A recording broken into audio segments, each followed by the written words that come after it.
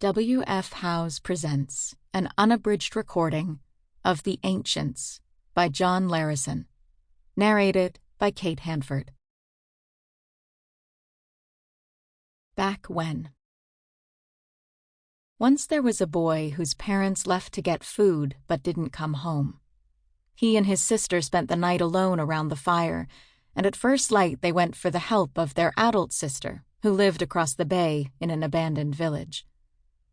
To go that far, they needed their father's canoe, which first had to be carried to the water, where they argued over who should steer.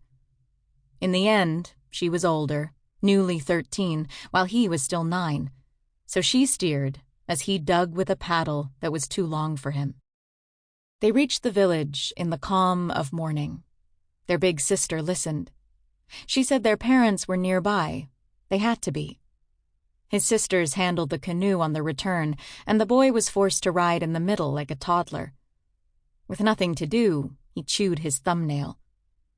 For the first time, he wondered if they could be the last people alive. The tide was quick when they landed, and his oldest sister dragged the canoe all alone to the shelter where their father kept it. Then she wanted to hear everything again. What their father had said when he rushed home from fishing yesterday morning, the questions their mother had asked him, what she had said before leaving the house. Their big sister studied the ground at the front door. She followed tracks he couldn't see.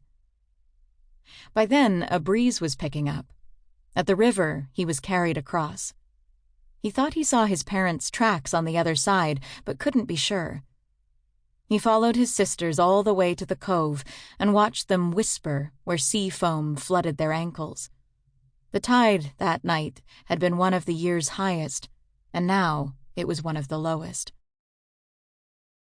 When they returned to the house, the fire was dying.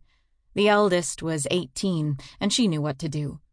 She packed the ember tube and a satchel of salt. Then she searched for any food left in the sand pantry, even after his middle sister said there wasn't any. Outside, the breeze had become a gale. They looked at each other when he asked where their parents were. Finally, the boy asked the question that scared him most. What do we do now? 1. Collapse. They crossed the tidal flat ahead of the incoming, 3 shapes, each smaller than the last, a little boy following his big sisters. Behind their dark... Sample complete. Ready to continue?